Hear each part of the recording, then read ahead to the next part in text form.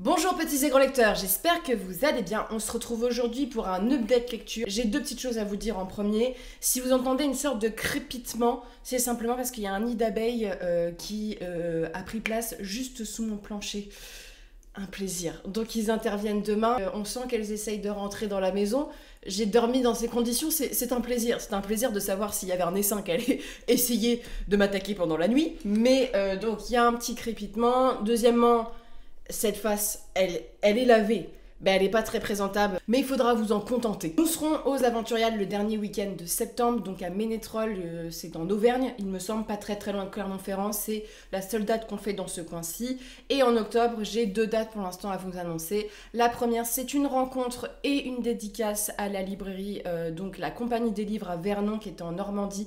Vernon, c'est où se trouve Giverny, les jardins de Monet. On a une dédicace et une rencontre avec des questions-réponses. Et ensuite, je serai au salon Grimoire, donc à Langeais, qui se trouve dans moi qui est très douée en géographie, mais on est dans la zone Centre-Val de Loire. Voilà, pour les gens que ça intéresse, et je n'ai pas d'autres dédicaces non plus dans cette région-ci. Je vous propose de commencer par les mangas. Alors, parole de petit rat, j'ai fait la technique de je profite des offres sur les livres. Hein. Vous savez que le livre c'est un peu spécifique, il y a le prix, le tarif unique, il y a des exceptions à la loi Jack Lang, notamment en termes de durée, et parfois il peut y avoir des offres sous certaines conditions. Et donc je me suis pris les deux premiers tomes de la saga Bride Stories de Koharu Mori, qui est une saga qui suit un explorateur qui va à la rencontre de plusieurs peuples. En fait, quand tu lis les deux premiers, t'as l'impression que ça va être sur tous les personnages, sur ces deux personnages principaux qui forment un couple, mais a priori dans le résumé principal, non, on va rencontrer plusieurs tribus, plusieurs histoires de mariés. Amir, qui va être vendue en fait au clan voisin. Amir, elle a 20 ans, elle va être vendue à un garçon qui en a 14. Le truc c'est que on parle beaucoup de différences culturelles et ça fait partie des différences culturelles, c'est-à-dire que dans cette contrée-ci, les hommes se marient assez jeunes et ensemble, ils vont essayer de former un couple, du moins de s'équilibrer, elle essaye par tous les moyens de devenir une bonne épouse dans ce clan-ci, sachant que Amir vient d'une contrée où les femmes chassent, où les femmes sont très indépendantes. Ils vont avoir un problème majeur, c'est que la famille de Amir va décider de la récupérer pour la vendre au plus offrant. C'est-à-dire que il y a des choses qui se passent et ce mariage-ci est moins avantageux qu'un autre. Donc c'est l'histoire d'une femme qui aime son mari. Voilà, on est dans cette prérogative-ci, qui a bien conscience qu'il est beaucoup plus jeune qu'elle et qui a des choses qu'ils ne peuvent pas faire, et qui essaye de s'adapter à une culture qui n'est pas du tout la sienne, où la place de la femme n'est pas du tout la sienne. C'est un portrait de femme très dans l'émotion, très dans cette touche de guerrière qui va devoir, par amour pour son mari, parce qu'elle aime cette famille, elle aime cette personne, faire pas des sacrifices parce qu'elle le voit pas comme ça, mais s'adapter à une culture qui est totalement différente de la sienne, et va être extrêmement impressionnée par les coutumes de ce pays, et en même temps d'autres personnes vont la trouver extrêmement en décalage et vont l'aimer aussi pour ça, vont aimer son indépendance, vont aimer son caractère, et c'est très beau. Voilà, elle se retrouve dans une famille très aimante malgré les obstacles, et c'est un texte qui est passionnant. C'est un texte qui est passionnant parce que déjà, alors faut que je vous montre les dessins, c'est d'une beauté, voilà. Si je peux me permettre, j'ai rarement eu des dessins avec autant de détails. Il y a une grande part qui est faite aux expressions, mais aussi au paysage, d'une richesse. En fait, ça m'a rappelé Berserk pour ça, dans la richesse des représentations, c'est des tableaux, et surtout dans la richesse des tenues. Parce que dans ce texte-ci, on a une grande part qui est faite au fait que les tissus, en fonction des cultures, ont des grandes implications. Et donc, dans la culture dans laquelle elle rentre, les tissus témoignent d'une histoire, de l'histoire de la famille. Donc, on apprend à la broderie et ce genre de choses. Et c'est au millimètre près, tu vois. Je te montre les dessins de chasse, parce qu'elle chasse. Voilà. Et c'est un texte que j'ai adoré, parce que quand je l'ai commencé, je me suis dit putain, c'est une nana de 20 ans qui va être mariée à un gamin de 14, c'est glauque.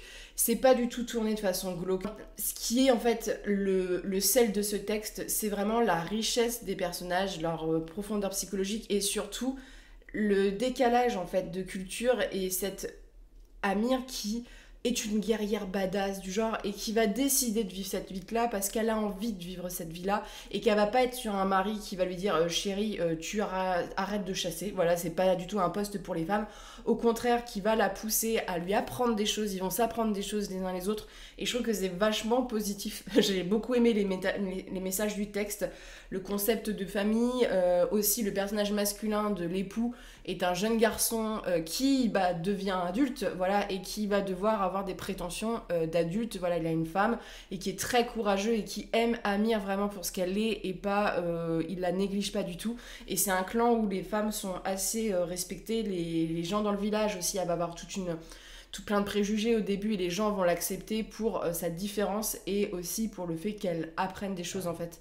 C'est vraiment la rencontre de deux cultures qui interagissent et qui apprennent. Et c'est vrai que c'est assez touchant. Alors, c'est adulte, Bride Story, du fait des thématiques. Il y a aussi des scènes de nudité où les femmes se mettent nues quand on cache pas quand les gens prennent leur bain, on cache pas quand ils se mettent dans un lit ou ce genre de choses. Et c'est ce qui en fait tout le sel. Mais vraiment, au niveau costume, mais regardez les dessins, les détails et tout, c'est un plaisir. C'est un plaisir. Et je pense que ça m'a autant marqué parce que c'est rare que j'ai lu des mangas où il y a autant de détails sur l'esthétisme, où j'ai autant ressenti la culture bien retranscrite. Mais c'est un mélange d'action, de tranches de vie. Alors bien sûr, il y a de la romance, mais c'est de la romance qui n'est pas du tout de la romance type shoujo.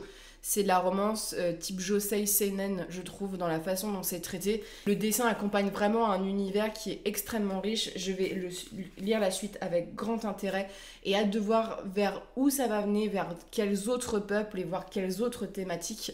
Mais là, j'ai trouvé, tu vois, sur une thématique quand même compliquée de la différence d'âge, sur le fait que j'avais très peur que ça tombe sur des trucs sexistes. Au contraire, c'est un texte qui est un peu un hommage aux cultures et aux femmes et c'est magnifique. Et vraiment, même Amir, c'est un personnage qui est passionnant, qui est époustouflant. Et en fait, quand on la voit aussi à travers les yeux de son mari, on comprend pourquoi il l'aime aussi. Et c'est vraiment bien fait. Voilà, je trouve que c'est vraiment un manga. C'est une pépite et je vous le recommande vraiment. C'est basé sur des peuples qui existent ou qui ont existé. Ensuite, essai, où on va parler de l'essai. Alors là, on change. C'est l'update lecture où ça n'a rien à voir avec rien. Voilà. Je vous présente un essai sur un sport qui m'indiffère. On va dire que même pour les Coupes du Monde, c'est juste histoire de boire des coups. J'ai pas trop d'intérêt dans ce sport, c'est le football. Voilà, moi j'ai pas grandi dans la sphère du football. Et c'est un texte qui s'appelle The Beautiful Game, des footballeurs face au destin. Donc c'est de Romain Molina. C'est un essai sur le foot mis en parallèle avec la politique et les guerres. Quoi, le foot a une implication sur ces conflits et surtout en quoi les conflits ont une implication sur le football. C'est un texte qui aborde plein de régions du monde, mais des régions du monde où on est en situation de guerre. C'est un texte qui prend pour partie d'étudier donc le football à travers ce prisme. Le journaliste est allé à la rencontre en fait de grands joueurs qui ont fait partie d'équipes nationales. Un point de vue de contexte historique au début. On parle du football et ensuite on a aussi des interviews qui sont retranscrites à même le texte pour donner un petit peu, c'est comme des arguments exemples, vous voyez, c'est vraiment ça accompagne la chose et ça a été une lecture passionnante. En fait, vous allez vous dire, c'est très glauque ce que je vais dire, j'ai eu une semaine au moment où je vous filme très très compliquée. Quand je lisais ce texte-ci, c'était tellement horrible que j'ai été en train de relativiser sur ma situation et ça m'a fait un bien fou. Voilà, c'est horrible de penser ça, mais ça m'a fait un bien fou de me remettre une claque dans la gueule en disant ta pauvre petite vie misérable, elle est rien face à des gens qui subissent des conflits de guerre, tu vois. Et j'ai beaucoup aimé ce texte-ci qui m'a été offert par mon cousin qui est un dingue de foot. Et en fait, c'est même pas pour la question du football en soi, mais j'ai beaucoup aimé parce que c'est assez riche en termes d'historique. On apprend beaucoup de choses sur des conflits, notamment sur des conflits dont j'avais assez peu entendu parler, sur des guerres qui sont toujours en cours, sur les politiques. Et ce qui est très intéressant, c'est que je me rendais pas forcément compte en quoi le football avait une implication sur les politiques en place, hein, vraiment avec des histoires et tout, les enjeux que ça avait pour un pays, par exemple, qui a participé à la Coupe d'Afrique ou la Coupe d'Asie, et le fait de gagner des matchs dans les rapports de pays en guerre, et voilà, dans les rapports avec les voisins, avec les pays, tu vois, toute la géopolitique, on dit que le sport est pas politique, mais c'est pas du tout le cas. Et en fait, c'est tous ces récits de vie qui sont extrêmement touchants. Il faut préparer les mouchoirs et tout, mais d'hommes qui ont subi des choses plus affreuses les unes que les autres en faisant leur sport. Et j'ai appris plein de trucs, même sur le milieu du foot. Moi, je savais pas qu'il y avait une politique où, pour les binationaux, ou surtout pour les gens dont les parents ne sont pas nés dans le pays dans lequel ils sont. Par exemple, vous êtes un jeune homme qui est né en Angleterre ou qui a grandi en Angleterre et que vos parents ou vos grands-parents ne viennent pas d'Angleterre, tu avais le droit de postuler dans des équipes nationales de ces pays-ci, dans des pays que tu n'avais jamais foutu les pieds. Et il y a eu beaucoup de joueurs qui ont été débauchés comme ça. Et donc c'est hyper intéressant parce qu'il y a des joueurs qui se sont retrouvés dans des situations extrêmement compliquées dans leur pays, qui ont fait face en fait à la réalité, à leur rapport à leurs parents et tout. C'est très très intéressant. Mais c'est d'autant plus intéressant qu'il y a des histoires, je n'avais aucune idée que ça pouvait se passer comme ça. Par exemple, il y a toute une histoire qui se passe avec Saddam, voilà, sous le règne de Saddam. Je vais l'appeler que comme ça parce que j'ai pas envie que YouTube me censure, qui parlait du fait que la personne qui gérait les équipes, si les gens perdaient un match, ils se faisaient enfermer, couper les vivres, battre. Savoir qu'il y a des très très grands joueurs de ces pays-ci qui sont pas reconnus en fait pour leur football parce que tout simplement il n'y a pas de documentation, parce que tout est mis en avant en Europe et que t'en as certains qui sont... Il y a aussi des parcours assez extraordinaires de joueurs qui sont allés jouer en Europe, qui ont sorti leur famille de la misère, qui ont essayé d'aider leur pays et c'est d'autant plus touchant, mais c'est assez violent. Je dois vous dire que voilà, faut le lire quand on sait que on va parler de sujets de société, voilà, vous imaginez le pire, bah voilà, on va parler du pire. Et en fait ces trois axes-ci s'articulent bien pour comprendre en fait comment le football a une implication sur les politiques, comment les politiques ont une implication sur le football, comment les conflits peuvent gangréner un sport. On parle aussi beaucoup de tout ce qui est, vous savez, corruption, de matchs, voilà, de matchs importants où ça s'est joué sur des billets qui ont été échangés.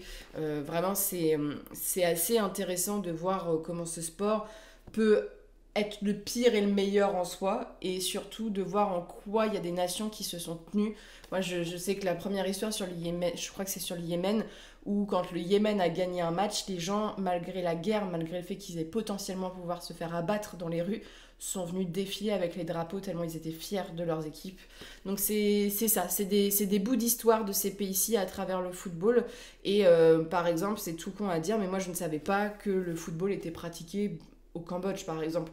Moi j'ai une vision du foot très européen centrée. Alors je sais qu'il y a la Coupe d'Afrique, voilà, je sais que en Amérique du Sud c'est assez pratiqué, mais je pensais pas qu'en Asie ça l'était tellement que ça, tu vois. Et a priori il y a un vrai intérêt. Et ça permet aussi de refaire un balayage sur les grandes guerres de ces dernières années, de remettre en vis-à-vis des conflits qui sont un peu étouffés par les médias au profit d'autres. Et c'est extrêmement touchant, mais c'est très informatif. Si vous aimez les histoires, déjà si vous aimez le foot, je pense que c'est à lire parce que ça va vous donner un axe sur le football qui est assez différent. Genre maintenant, je ne verrai pas un match de foot de la même manière. Et surtout, je pense que si vous aimez tout ce qui est dictature, alors pas dans le sens que vous aimez la dictature, mais tous les récits qui traitent des dictatures, voilà, c'est des thèmes moi qui m'intéressent. C'est un biais qui est hyper enrichissant à découvrir et je vous le conseille. D'autant plus que là, t'as vraiment des moments d'échange avec des joueurs. Voilà, vraiment, c'est leur vie, ils racontent leur parcours. Et c'est vraiment la force de ce récit aussi, de mélanger historique, recherche journalistique et témoignage. Donc ça, c'est vraiment à découvrir. Après, si vous avez aucun intérêt pour le football et peu d'intérêt pour l'histoire, voilà, c'est pas fou et c'est un texte qui n'est pas forcément à offrir à vos enfants qui aiment l'OM et qui ont 11 ans, tu vois, ça reste un texte qui est assez violent sur ces thématiques. Et enfin, une découverte assez surprenante. J'ai bien aimé ma lecture, mais surtout, je ne m'attendais absolument pas que ça s'adresse à une cible jeunesse. Parce que l'auteur, moi j'ai toujours imaginé que c'était un auteur de fantasy adulte. C'est donc L'ombre de China Miéville. Vous savez, alors China Miéville, c'est un auteur assez connu parce qu'il a remporté des prix comme le prix Arthur C. Clarke, il a remporté le British Fantasy Award, et qui est très connu aussi pour faire des univers what the fuck. Souvent, c'est un auteur qui est cité parfois même en rigolant, en disant quelle idée il va encore nous sortir, le China, tu vois. Et là, j'étais très surprise parce que donc c'est Au Diable Vauvert, et que dans ma tête, Le Diable Vauvert faisait que de la fantaisie adulte. C'est un récit jeunesse, mais qui peut être jeunesse ado, qui peut être très bien lu quand vous êtes un adulte, parce que même si la plume est simple, qu'on est avec des enfants, en fait l'univers est tellement original qu'en fait c'est un petit plaisir à découvrir en termes de world building. Moi j'ai vraiment kiffé en termes de world building. Après l'histoire en soi, c'est une histoire plutôt simple sur sa construction narrative et tout, mais les créatures, l'univers est tellement chouette que c'est vraiment à découvrir et à offrir à vos ados pour ça. Alors, c'est l'histoire donc de deux petites filles qui sont un peu perturbées dans le sens que une d'entre elles, depuis quelques jours, il y a des choses bizarres qui se passent. Du genre, il y a des renards de la cour de l'école qui passent à côté, qui la fixent et qui s'abaissent pour la saluer. Il y a des gens dans la rue qui commencent à avoir des réactions très étranges. Les animaux surtout ont des réactions étranges. Et par un concours de circonstances, en tournant une roue, et je vous laisse découvrir ça, elles vont être projetées dans un Londres parallèle qui s'appelle l'Ombre. L'Ombre, c'est un peu où tous les déchets de Londres atterrissent et ces petites filles-ci se rendent compte que la nana en question est une sorte d'élu qui doit combattre le smog, donc le grand méchant de cet univers qui décide de revenir et d'éradiquer Londres et l'ombre. Et donc le petit blême qui va se poser, c'est que voilà, on a toute une construction de récit de c'est l'élu, sauf que c'est sa copine qui va se retrouver à se rendre compte que la personne qui se positionne, alors pas son ami, mais comme des alliés, en fait, sont pas forcément des alliés, il va tout faire pour essayer de sauver ce pays qui ne croit absolument pas en elle et qui pense qu'elle est aux prises avec l'ennemi. Et donc c'est un univers déjà intéressant parce qu'il y a un petit plot twist et tout. Déjà la plume elle est très fluide, pour de la jeunesse c'est très bien écrit, voilà, c'est riche en termes de description et tout, c'est un très bon livre jeunesse pour ça, c'est en un tome. Mais l'univers, les gars, c'est bouillonnant. Alors, ça peut être trop bouillonnant, je pense, pour certains lecteurs, mais c'est bouillonnant d'idées, d'originalité à l'axe Londres. En fait, l'ombre avec des personnages excentriques. Il y a du genre, un moment, la nana combat quand même avec une créature qui est une canette. Voilà, faut vous rendre compte, les déchets sont des personnages, les objets sont animés, il y a tellement de choses à dire, mais il y a une scène par exemple où il y a un autre méchant qui est présent, qui joue avec les mots, et en fait quand il prononce des mots, les mots se matérialisent en créatures. Voilà, c'est que des idées bouillonnantes comme ça, avec des scènes très épiques, avec des noms de créatures tout aussi what the fuck. En fait c'est un côté what the fuck que j'aime beaucoup parce que c'est un côté pas du tout commercial. Pour moi, c'est un texte, là, c'est pas du tout commercial, c'est un texte qui est très original pour ça, qui reprend l'imaginaire londonien, qui reprend les questions aussi de pollution et ce genre de choses, qui reprend des thématiques assez intéressantes parce que voilà, on est sur un élu qui n'est pas élu, voilà, une petite fille qui se retrouve à devoir sauver un pays qui la néglige un petit peu, voilà, avec des enjeux aussi, des combats épiques, de l'amitié. Et c'est surtout un texte que j'ai grandement apprécié aussi pour son travail esthétique. Je vais vous montrer. Mais tout ce texte, en fait, est agrémenté d'illustrations, donc au crayon, je pense. Et ça donne... Alors, parce qu'il y en a quand même pas mal. Ça donne un enrichissement sur la représentation des créatures qui sont... Voilà, qui accompagnent le texte de manière très très chouette. Et ce qui donne un plus au texte. Alors, ça reste de la jeunesse. Ça rentre dans des clichés, ce genre de choses, mais l'univers, il est tellement cool que, tu vois, sincèrement, si j'avais un ado ou si j'avais un enfant qui avait 12-13 ans, je lui ferais lire ça pour qu'il lise autre chose que la bouillasse commerciale qu'on sort actuellement pour la jeunesse, pour plein de genres littéraires. Là, c'est la pépite du fait. Ça, c'est l'exemple même que dans la littérature indépendante d'imaginaire, vous pouvez avoir des choses qui sortent tellement des carcans. Ça peut faire décrocher des lecteurs tellement c'est what the fuck, mais t'y trouves ton compte en tant qu'adulte et t'y trouves ton compte parce que tu sais pas trop vers où ça va. Et j'ai, voilà, vraiment, les illustrations sont extrêmement belles. L'édition est super jolie à offrir en cadeau, c'est vraiment une bonne idée. Et il y a un côté un petit peu horrifique aussi, je pense, pour des jeunes enfants qui ont 10-12 ans, qui sont bons lecteurs, parce qu'il faut quand même être bon lecteur, je pense, à 10-12 ans. Voilà, pour moi, c'est du niveau d'Harry Potter, voilà, en termes de lecture, dans les premiers Harry Potter. Mais l'univers est tellement riche, il y a tellement des nouveaux mots qui sont créés que l'enfant doit être aussi dans cette position d'acquérir, on va dire, un vocabulaire propre à l'imaginaire. Mais c'est tellement brillant d'animer des objets qui sont des poubelles, Alors vraiment, il y a tout un truc aussi avec une histoire avec un demi-fantôme, avec des fantômes. Il y a beaucoup de choses sur les préjugés dans le texte qui sont mises en avant, beaucoup de choses sur l'écologie. Il y a pas mal de thématiques intéressantes et qui sont à transmettre aux ados. Donc je vous le conseille pour ça, tout en avouant qu'il y a certaines longueurs dans le récit, que le style pourra pas plaire à tout le monde, que c'est très enfantin quand même, mais ça se lit très bien. et qu'il y a des tropes vues et revues, mais on est sur de la littérature jeunesse, mais on est sur de la très bonne littérature jeunesse. Donc sur ce, n'hésitez pas à me dire si vous avez lu ces livres, notamment si vous avez déjà lu un autre texte de China Miéville et si vous avez un China Miéville à me conseiller. Voilà, je suis tout à fait preneuse de cette information et je vous souhaite de très bonnes lectures, une très bonne journée et on se retrouve bientôt pour une prochaine vidéo.